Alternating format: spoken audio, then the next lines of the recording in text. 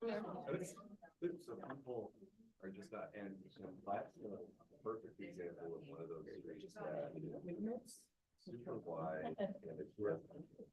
Yeah. So you have more than average people walking and being around. You have the schools on that street, you have all residential for the most part. They get down Valley. Yeah, and people drive really fast. And they, people mention. Thank you. Yeah, where you're putting in school, even during hours. Feel so far away from you. How are you doing? Yeah, I mean, like walking my kids on brand. My eye is bothering. Sleeping. It feels like there's something in it. Oh, Yeah. Driving me crazy. I'm sorry. That's bad. I'm doing good. My kids went- Doing good. My kids went, they were sellers. They were sellers and it was. Yeah, but daughters. Yeah. Taking your life in your hands. That's probably the worst.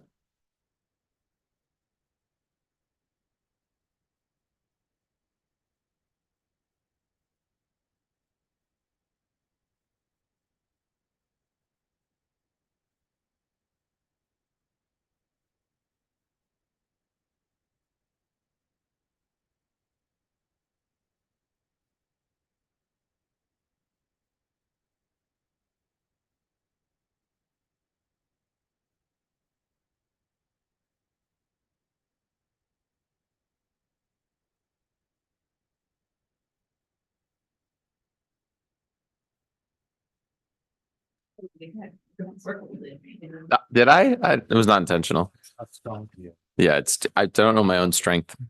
Yep. All right, I call the meeting to order at 8:33 today, and welcome. For the audience here today, the City of Glendora utilizes a hybrid meeting format to allow for participation both in person and virtually. In consideration of others and the business conducted this morning, please silence your cell phones and refrain from speaking unless recognized. Again, this public meeting for the community of Glendora, and we appreciate your respect and participation here. I'll now conduct an oral request for an oral roll call to be conducted. Thank you. At this time, I would like to conduct an oral roll call and request that each member respond with present when their name is called. Board Member Jarvis, Present. Vice Chair Davis, Chair Klingler, Present. and let the record show we have an absent from Board Member Snyder. Thank you. All right. Kathy, can you lead us in the Pledge of Allegiance?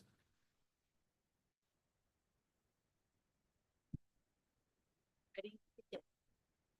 Pledge allegiance to the flag of the United States of America. To the republic for which it stands, one nation, under God, indivisible, with liberty and justice.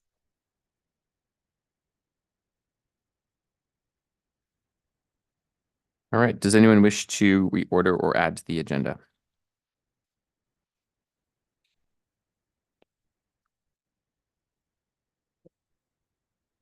Okay. And do we have any public comments? I have no public comments, and let me see if on Zoom. If anybody on Zoom would like to participate, if you can please click on the raise hand icon so that we can call on you. We have none. Okay, so now I'm going to close the public comment period, and I'll invite reports from each board member if there are any such reports. I do have a report. I was able to meet with Dalal about the marketing committee. So I guess technically the marketing committee met. And we had kind of just a list of things to go through. But here's just the top line things that came from that meeting. One was that we are going to for our next for expanding that marketing committee, and I don't know what the proper way to do this is, but there's a few people that we would like to invite to that committee, and then we are talking about kind of expanding our social media presence, getting more metrics related to age and maybe other demographic information from the website and from Instagram and Facebook, taking a deeper dive into those analytics to see who our target market really is. Is this an older demographic? Is it a younger demographic on social media? Is it just a mixture of all of them? Finding out a little bit more about how important our website is related to traffic and engagement there. Um, and then we talked a little bit more about getting an email list together, putting together an email template that can be sent out with promotions for the businesses each month, and some ways to collect email addresses beyond getting email addresses from the Wine Walk and from other avenues. So those were kind of the top line things, and then inviting more people to the committee. What would be the formal process for expanding the committee? That's on you. You guys, it's an informal committee that you guys can just report on. So you're welcome to reach out to other members. It's just limited to 2 board members. You can't have any more. So as long as it's just 2 of you, if it's just general members in the bid, you're welcome to add to your committee. Okay. And then things that come out of those meetings, like we'd like to request all of the email addresses from the Wine Walk or things like that. Is there a formal You can process reach for that? out to the committee chair, or you likely someone here at the city, myself or Alicia. And then if anything comes, and then you are welcome to communicate directly with the marketing coordinator as well. But if there's anything that you're going to do that's going to require funding, then you would bring it back to the board and let them know if they were in support, make a motion to support bringing that back. Got it. Okay. Thank you. You want all the emails from the Wine Walk? I think so. Give you those. Okay. I'll let you know. Okay. Good. And I would also just add, like, not only financially, but any sort of programming or decisions that the committee may make that you're going to have to use a little bit of your judgment, that things that you think that really warrant the board to consider. If you're committing the BID or to support something, for example, some type of program or something before you implement it, probably a good idea just to run it by the board to at least get consensus on it. Okay. Perfect. Okay. I'll now invite reports from Community Development Director Jeff Kugel and Economic Development Housing Manager Valerie Velasquez. Nothing from me today. I'll give you an update just to let you know that at the May 14th City Council meeting, they will be doing interviews for your 5th board member replacement. So we have 2 applications in. One is John Dreher. He's with So-and-so. I'm assuming he's Shelley's husband. And then you also have Veronica Salazar, Ronnie, who owns the Mercantile and Bespoke. So those will be on May 14th. And and Alicia is going to report on something as well. Yes. Good morning. So I do have a couple of things to report on very quickly. I believe board member Snyder went ahead and inquired about the banners downtown at the March meeting, if I'm not mistaken. Just wanted to update the board to let you know that we are looking into that with Rick over at R&R Custom Signs. So we're working on that. And the second update is going to be in regards to the parklets downtown. Trying to remember the meeting date. I believe it was the second meeting in April 23rd. Staff went ahead and brought to the city council a fee recommendation regarding the parklets. I'm sorry, not a fee recommendation, more so an analysis of what was going on with the parklets in terms of what it took to maintain them and to operate them. Council went ahead and directed staff to reevaluate the fee, and they did go ahead and approve the fee to be amended. It is now increased from $100 for operating a parklet to $400, and those operating sidewalk dining, it's going to be $150, and that's going to be an annual fee per year. So the businesses that want to use the parklet pay that. Correct. That there is a permitting process, there's an application process, and that comes with a number of things. And that again is an annual fee that they pay with the permit, permit application. It was only $100 a year. Correct. Great. What does it mean to use the parklet, like to physically put their furniture on the parklet? Correct. So it's their furniture. I believe the city just provided the structure, some umbrellas. Okay. Some of the umbrellas are purchased by the businesses, and the furniture is purchased by the businesses as well. So the $100 is basically just for, or previously $100, now it's going to be again $400 per parklet, and also $150 for the sidewalk dining. That's going to be for just exclusive use of the parklet. Sorry, I have a question. Sure. Are we allowing more parklets to be added? At this time, no, the parklets were constructed as a COVID relief effort, and that was funded by grants. So at this time, the city is not looking at. Well, actually, so we will look at it on a case by case basis. So we do have a restaurant that is proposing to come in at the Village Kitchen Shop, and he has requested a parklet. So we have spoken with him and let him know that we would consider that. We'd go through the process. However, there's no funding available, and so that's where the difficulty comes in. But if they are willing to go ahead and pay for it, which in this case he is, we will go ahead and work with them towards. It's ultimately it's a council decision because we'll take a look at parking and that. But yes, we will be considering additional if they are willing to fund it. What's the actual cost? It's approximately $50,000. Was there any pushback on the price increase?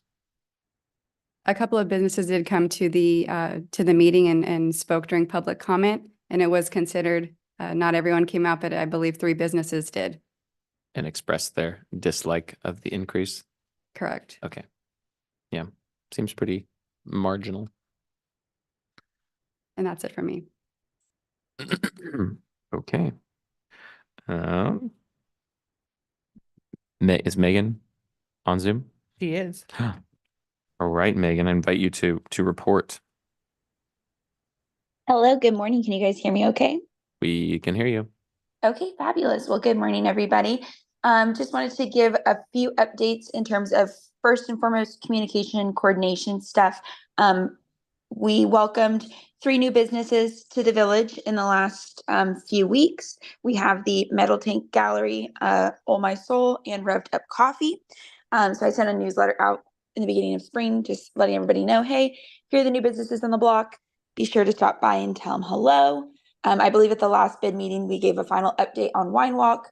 But once again, just sent that over in the newsletter, just keeping everybody updated. Our 2024 Wine Walk was a huge success, 23 pour stops, 4 entertainment spots, and 1,300 plus tickets sold with a total gross revenue of over $65,000, which then leads us into our next set of events.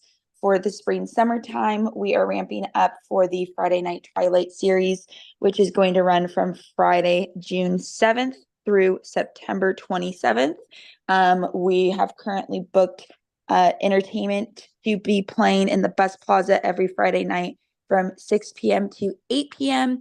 We have some acts that we had from last year in addition to some new ones for this year. Everyone's super excited for that, so that should be great. Other than that, that's pretty much all I have in terms of events and communication coordination updates. Thanks, Megan. Thank Is you. Luis also here? Oh, yep. Any questions?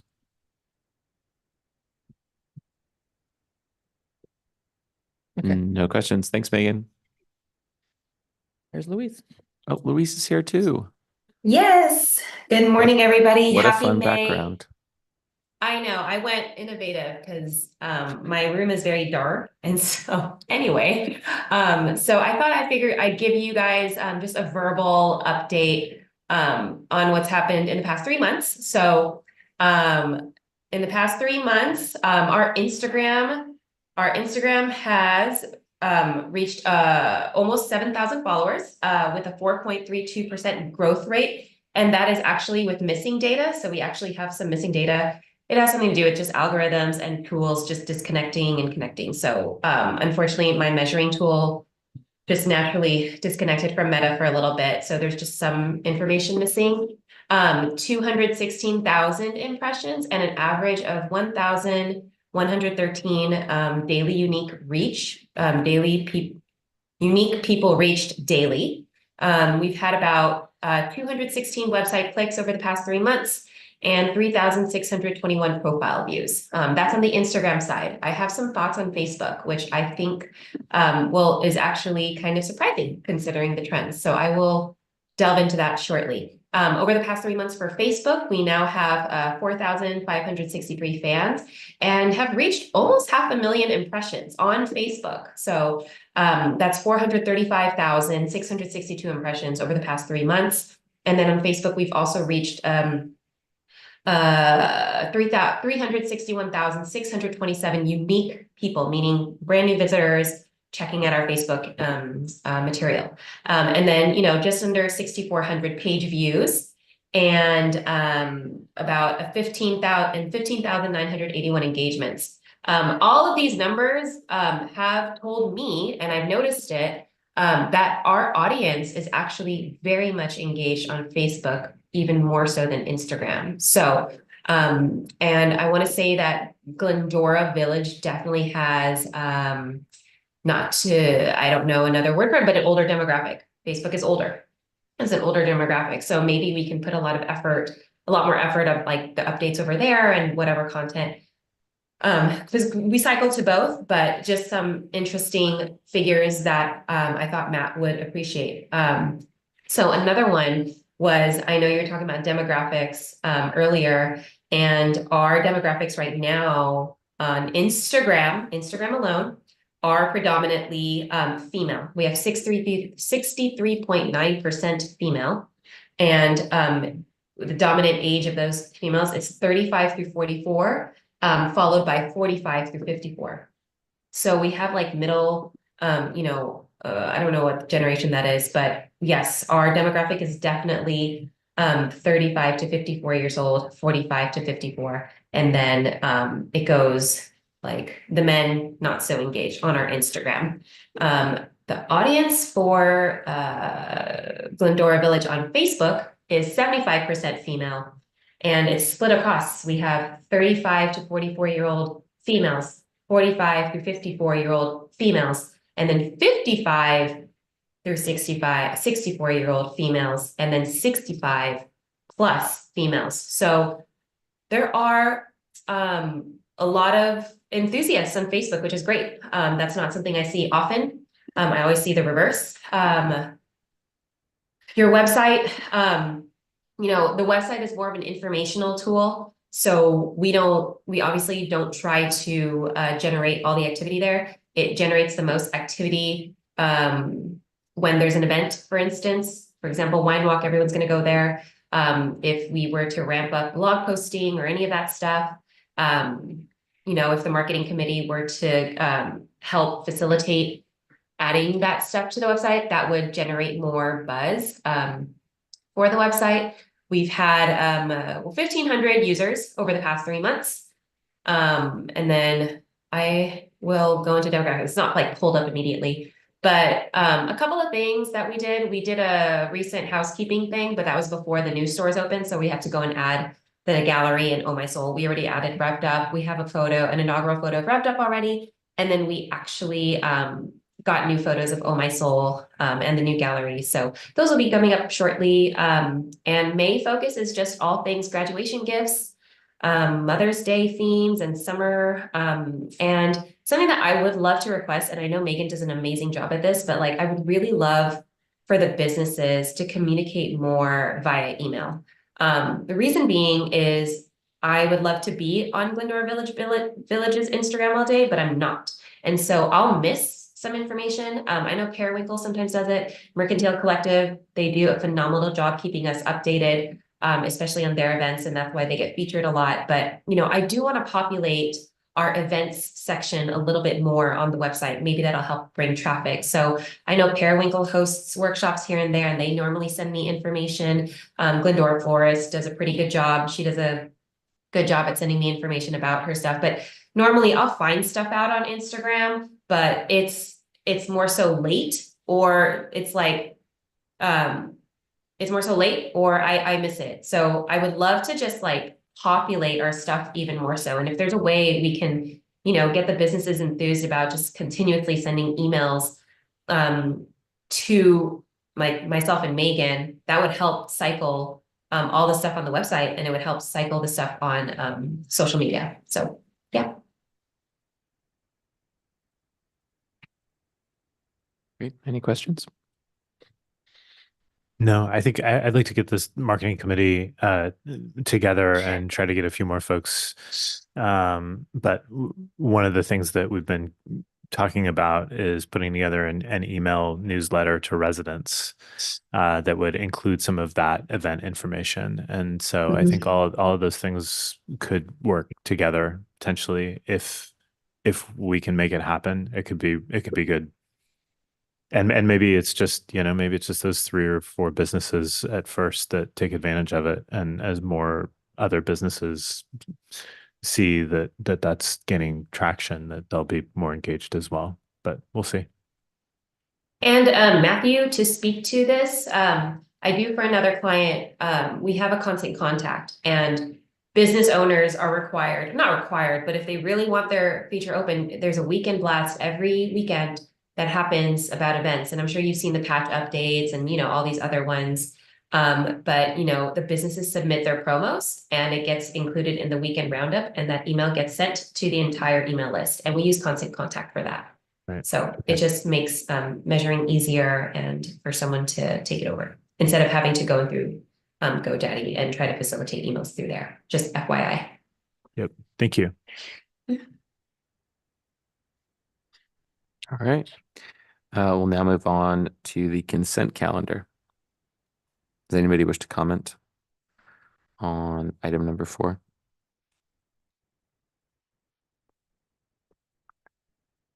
Request a motion. Move to improve the consent calendar.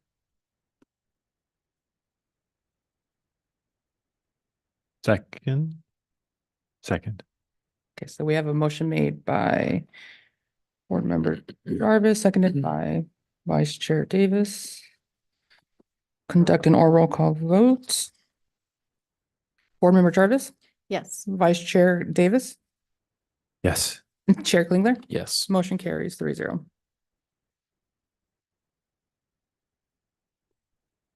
Okay.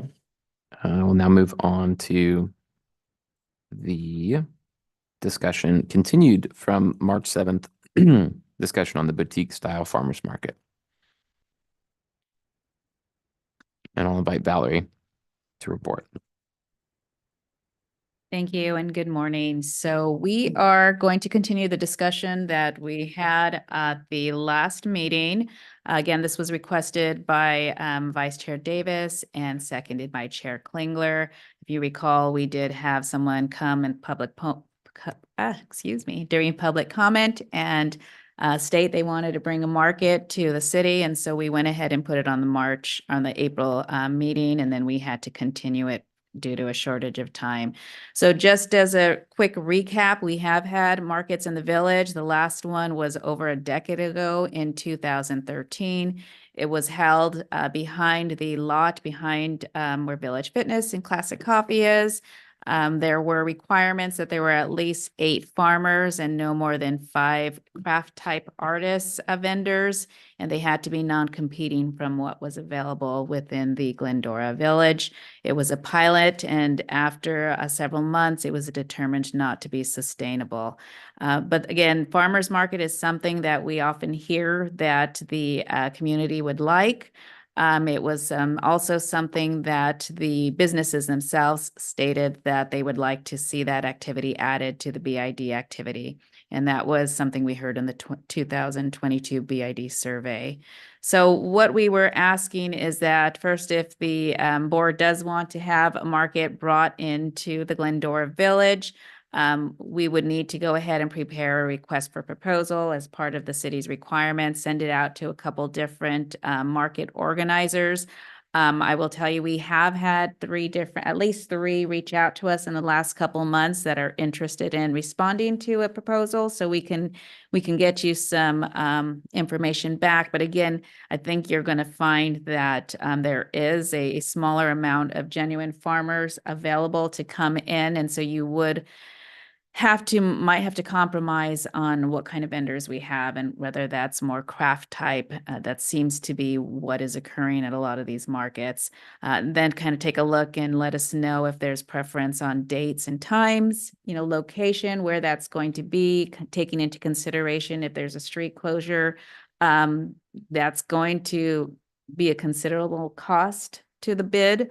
And then again, talk about that vendor mix. So really, we're just continuing this from the last meeting and asking the board to give us parameters or, what you would like to do, what you'd like to see.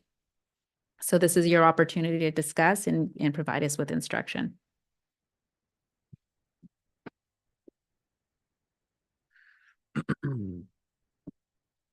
So first question, is it wanted? Yes. I think that's a pretty easy yes. As far as the date and time, We've talked a lot about Saturday mornings. Saturday mornings would be great. Location, I think it has to be on the street. Mhm.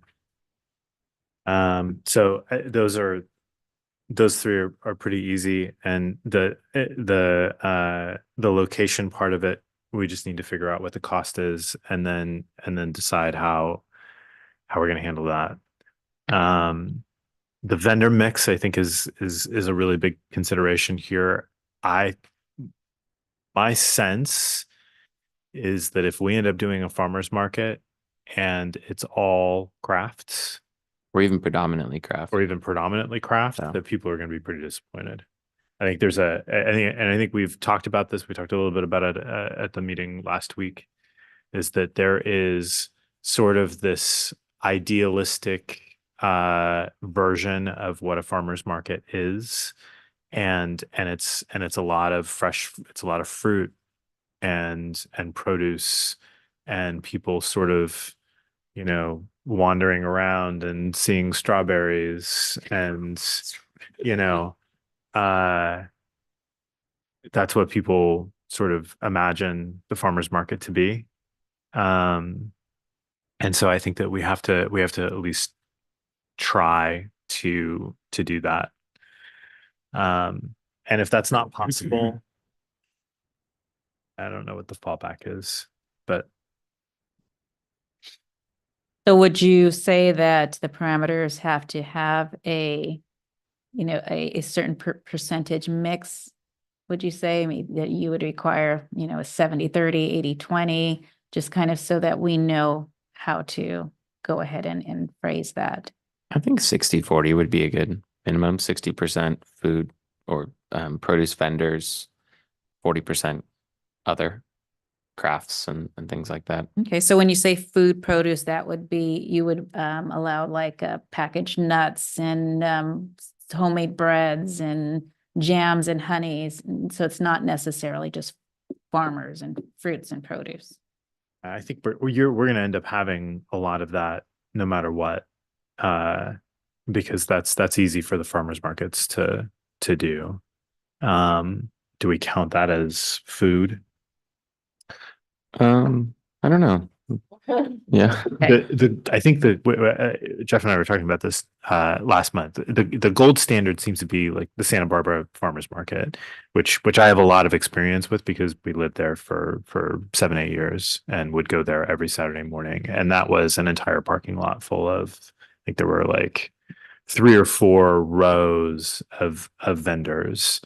And I can't tell you what the percentage mix of that, but there were people selling bread and jams and nuts and spices. Have you been to Pasadena? I have not. Did not? Okay. It's probably 70% produce. Right. And then there's the other 30% would be comprised of meat, nuts, bread, wine, and I don't think they have any craft vendors, if I'm remembering correctly. Claremont, on the other hand, is like, if I haven't been there for a couple of years, but the last time I remembered, it's like there's like a cross street that kind of separates the produce vendors and maybe food from the craft vendors. So that one's probably like 70-30 food and craft kind of stuff. I might suggest an idea. I know this is more work for a board member, but maybe we could even identify top 3 to 5 markets that we would want to make a site visit to and experience the market. Field trip. Love field trips with staff and maybe one member of the board. maybe two, if there are two volunteers, and to go evaluating which one. It sounds like Pasadena is what you're looking for. I haven't been to Pasadena. I haven't been to Claremont, so What date Okay. are those on that? Pasadena's Saturdays. They say they open at 8:30, but if you, the one by the high school? Yeah. Okay. yeah, if you get there at 7:30 though, they'll start selling you stuff. And the Harry's Berries are gone by 8. Just insider tip, in case you're wondering. That one, in fact, I believe sort of is the OG of farmers markets in the area when it started to become a thing in the same, like in the 90s. That was really the first one. Hmm. But then it's right in front of Pasadena High School by Victory Park. Yeah. That one was very well known, has always been very well known. And everybody wanted to get there. At the time, there were like 2 ladies who really started that and put it on. I don't know if they're doing it anymore, but they were like, nope, this was all we could handle, because at that time, every city said, we got to do this farmer's market thing. It's great. And they were trying to get the ladies who ran the and they're like, no, this is really all we can handle. So, but I think a field trip would be a good thing. So. And I think Claremont's is on Sunday mornings. So. And I'll go. I volunteer myself. So if we put this out to for proposal, the farmers market organizations that come and do this as a vendor, they're the ones that would be responsible for getting all of the produce, right? Correct.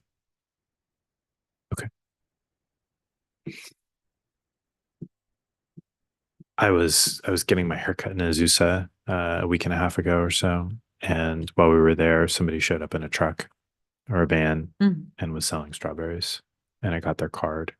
So I know that there's And you people- reported it to the city. I know there's people around here that are selling produce. So we just have to get them. Okay. What's our next step to start gathering proposals? We're supposed to be discussing dates, times, locations, and what kind of vendor mix. So we did the vendor mix. What about locations? Glendora Avenue, downtown. Are you talking about that? They did mention they would like Saturday morning and they want it in the street, but I did want to get clarification on the street and what you were looking for in terms of size. I mean, are we looking at, maybe just utilizing the Mita areas or the plaza, or are we looking at an actual street closure? And if so, are we talking about the whole street? Are we talking about just the north, or are we talking about sections? And once a week, Exactly, yes. twice a month, Monthly, Oh. weekly, like what? Okay. I think What do it's we got to think be about? weekly weekly. maybe weekly for a set period of time as a pilot. And I think we could probably, it sounds like it'd be much easier to start in the plaza than to close the street. Am I understanding that correctly? Yes. Yeah. And we could start it there, and then as it builds a following and starts to bring in enough revenue to support itself, then we could expand to the street and close that off. I have talked to several businesses too, and they've talked about maybe having it in those 2 sections on Mita. I don't know, but my concern is like there's stuff there. Like, what do we do with the Right, stuff? we'd have to take make- a look and see. I know most of the stuff is movable, right, Jeff? It's just how much work is that going Right. to take? Yeah, it's all pretty heavy duty. I mean, it's not a small move. So we're talking about a matter of probably, then where do you put the stuff when you move it?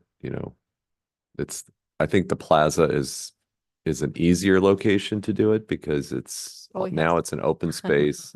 It's just been remodeled. And so it's easier to set up. You don't have to move a lot of, fixtures and things that are there. I don't know if you've ever tried to move those tables out there, but those little tiny tables are pretty gosh darn heavy. They are, well, and then compared, Intentional to and that's intentional, and compared to what's on Mita, it's Yeah. relatively light duty. A much less, Or because if we, the more resources that have to come in to set up an area from the city, it's just going to increase the costs. And so you add street closures and moving, fixtures and things that are in the area around. It just adds the cost to the cost of doing it. Not to mention it's a Saturday and a weekend, Right. so we're looking at overtime as well. Do you think trying to do this weekly is too much at first? Like, we don't know what the cost is. We don't know any of those things. Like maybe monthly would be at least a consideration. Weekly over the summer might be good. True.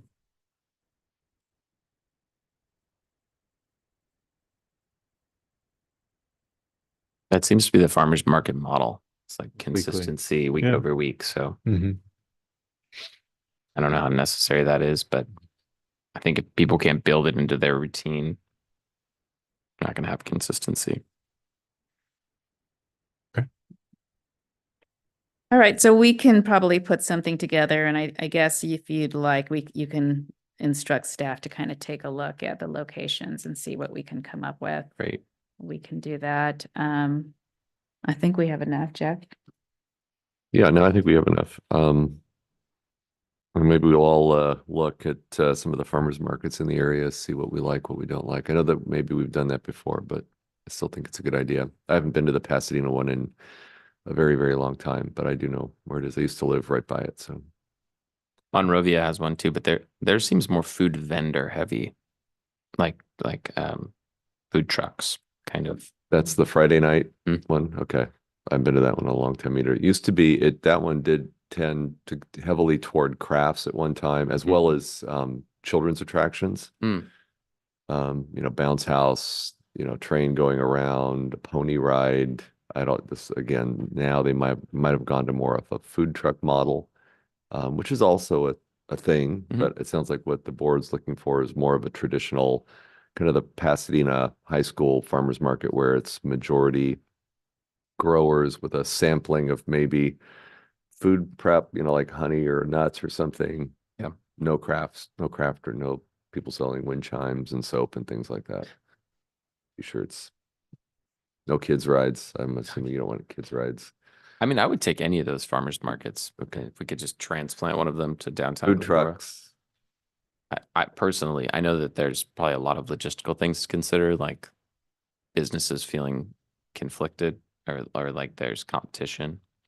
So I don't know all the ramifications of that, but I think that any of those markets taken and put in downtown Glendora would draw a lot of people downtown and be a really good thing for the businesses.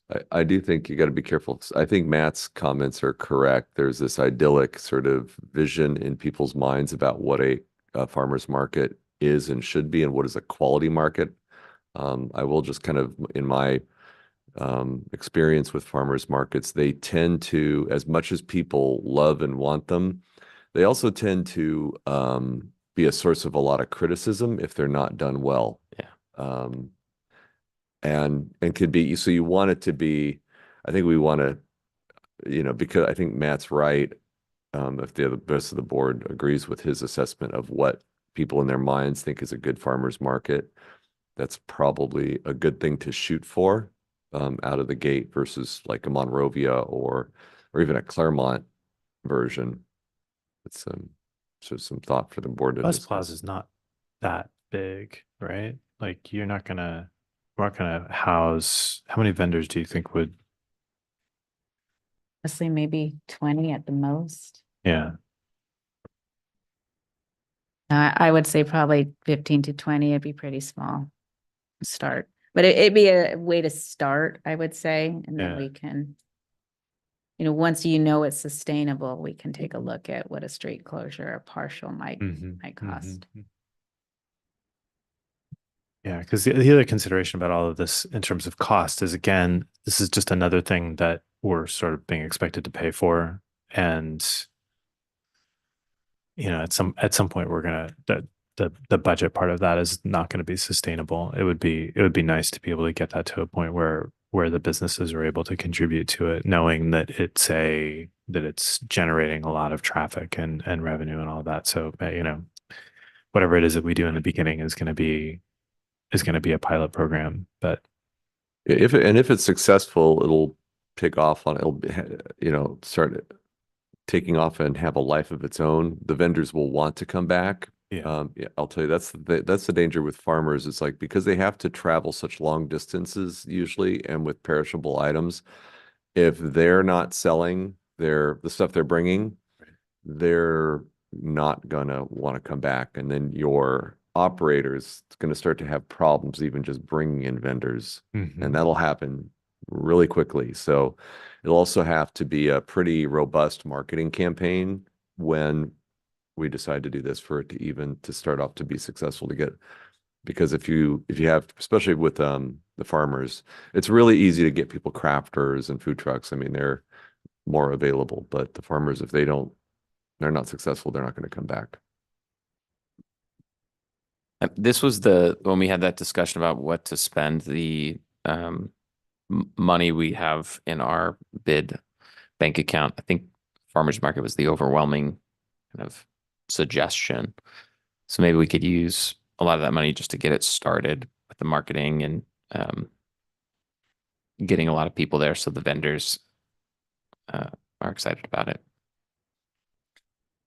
Yeah, we have, I was just looking at Alicia to remind me, of that money we have already kind of utilized it, spreading it around. So really, we have 10,000 left. So that would be your playing money to kind of figure out how to market this and put this together, unless we came back on some of the other items. But all of that we can look into. Which is also a reason, if we're going to be having a farmer's market, we should be trying to bring in income for ourselves so we can continue to have the farmer's market. Something like that. It's just, I think you got to invest a little bit, let it grow on its own, and then you can start possibly seeing if you can get revenue. But in the beginning, there's going to be an investment, I would say, to get that sustainability. This is also just a crazy idea. So tell me if it's indeed crazy. But there are enough people around here that grow all of their own stuff. Is there ever like as a community, could we come together and say, hey, we're going to put out 15 tables, bring your chicken eggs and your, and your romaine lettuce and your microgreens and everything else that you're bringing in your gardens and sell it? Possible. I mean, that's an interesting idea. I don't, we'd have to look into that, obviously, see if there's any health department issues. I also know, in addition to people growing things, I don't know, really don't know when it comes to people doing that. But we'd have to look into that. The other thing that we're seeing, not a lot of, but occasionally there's now the LA County, I mean, it's state law, we have to, and they're permitted through LA County from health. We have to permit what are called they're either micro kitchens or people, there's that whole, the cottage kitchen thing, there's that whole movement and thing that's going on. To what extent we get a few calls on it, but we're not really involved in the permitting of it. So it's mostly through the county. So I don't know, that's another thing people are doing if you're thinking of a community based, what you're growing, what you're making type of a thing. I was just walking by, I think Restoration, what's the name of the Reformation. Reformation. And they had something that was like Farmers Market Fridays or something on it, and I think that's just what it is. Like, people bring in some of their chicken eggs and some other stuff and like sourdough bread and sell it there. But if we can't find anybody else, and then it could be something to look into.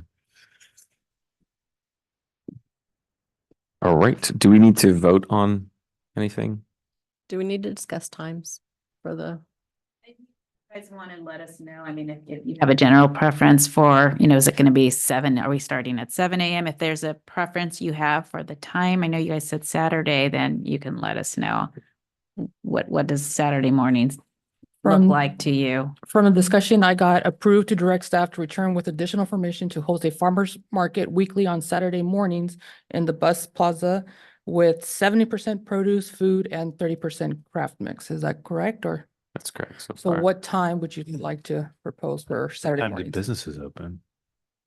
Well, I don't know, That's- later, I think you might want to be earlier then. I mean, I know again, 10 that's like, usually. if we have a farmer's market from 7 from 7 to 10 a.m. and the businesses don't open until 10, then like what does that do for people?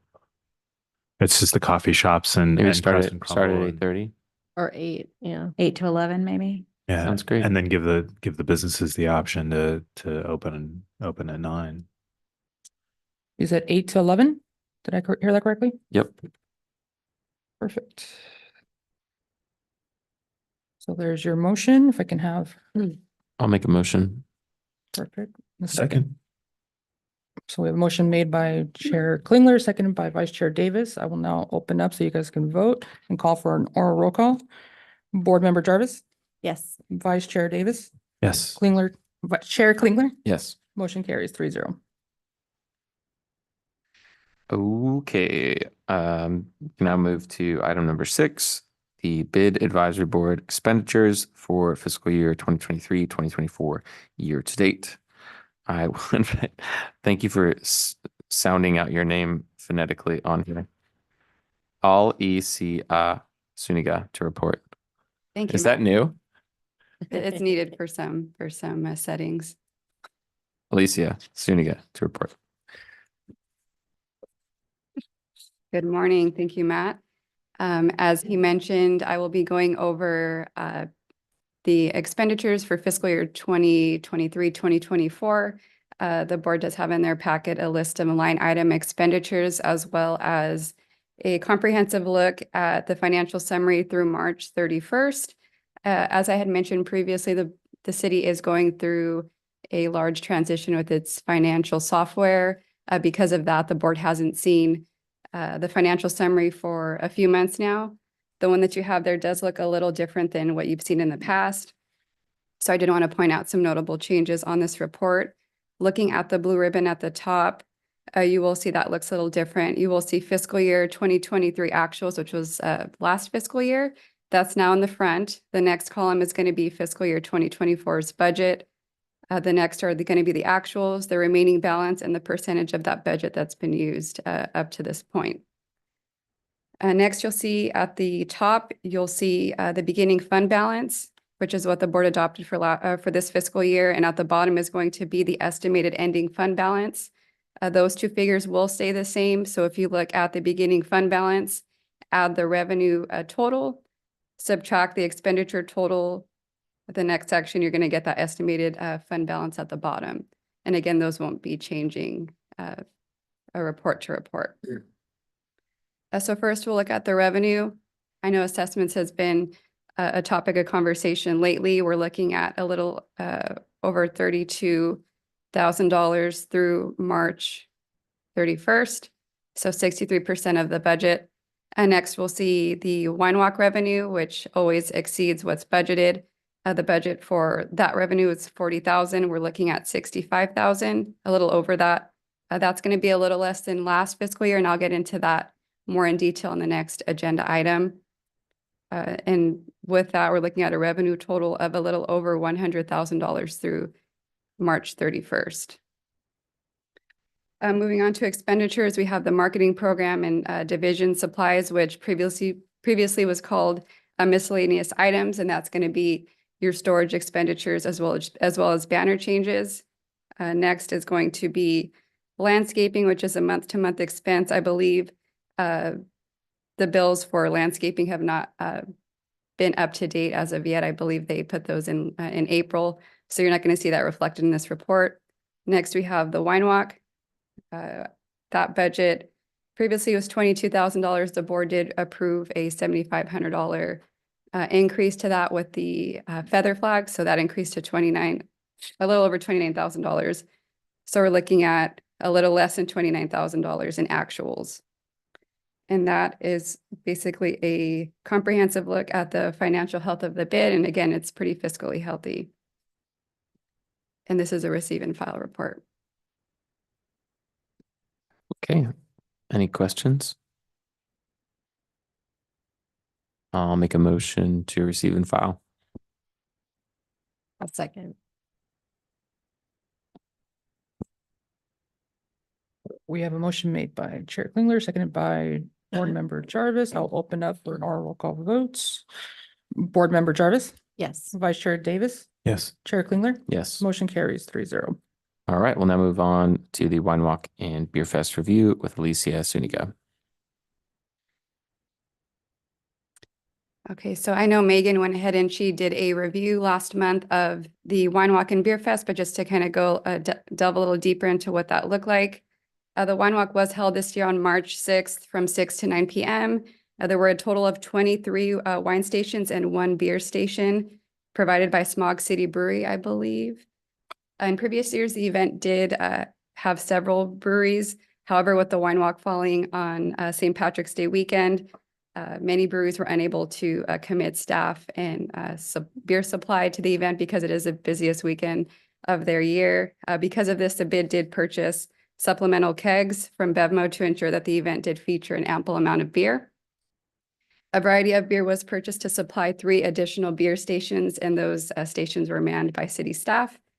The event also included live music. This year's entertainment was provided along the avenue, I believe from north to south completely. A lack of entertainment was a criticism of last year's event. Therefore, the event coordinator did make sure to provide ample entertainment. This included a jazz duo at the north end of the street, as well as a band on the plaza and a saxophonist on the southern end of the street.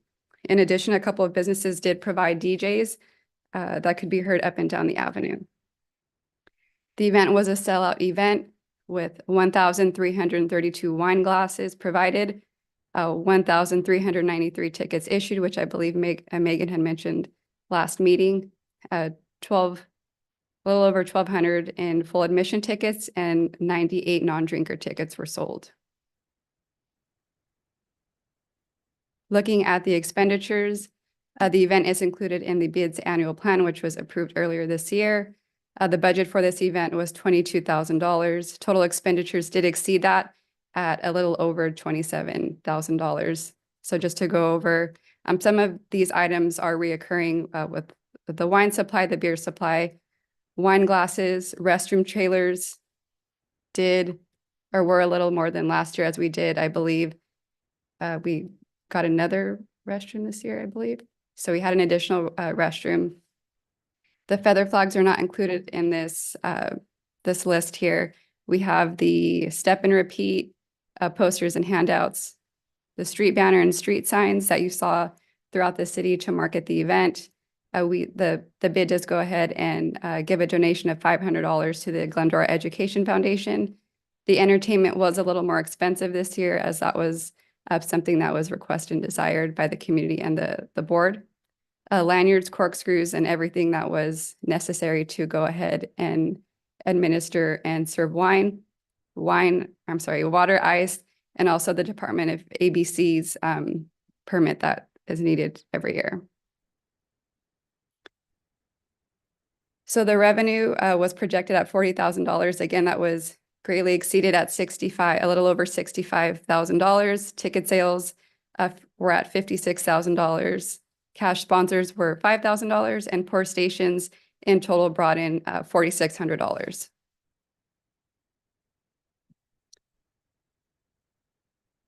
There were cash sponsors, as mentioned. There were in lieu sponsors as well. This included sponsors for wine acquisition. Coco Vino did go ahead and help out with the wine this year again. In-store tickets were provided by Crust and Crumble, so they were also given an in lieu sponsorship.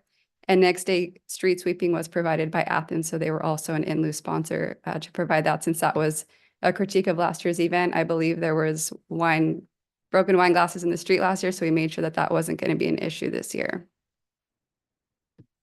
Also did want to mention that we did connect with PD this year and code enforcement to make sure that anyone that was not invited to this event was not present.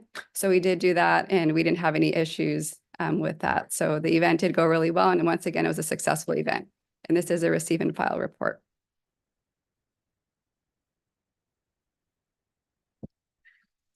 Any questions? Nope. To receive and file. I'll second. So we have a motion by Board Member Jarvis, seconded by Chair Klingler. I will open up and call an oral roll call vote. Board Member Jarvis, Yes. Vice Chair Davis, Yes. Chair Klingler. Yes. Motion carries 3-0. All right. Any closing comments? I would like to thank the staff for manning the beer booths for the wine walk. It was nice to see you guys out there. But thanks for picking up the slack. And the kegs. Yeah, Valerie did, but I had no idea, this person sitting here was really strong. So there was almost a full keg at the end of the night, tell you the story. So we're trying to carry it together, and she's like, "Hey, what's going on? What's wrong back there?" I was struggling while she was ready to heave it onto the back of a truck. So I've got to get back into the gym. It's funny. Good. All right. Can I adjourn the meeting? I'll adjourn the meeting at 9:26. Is that better? Good.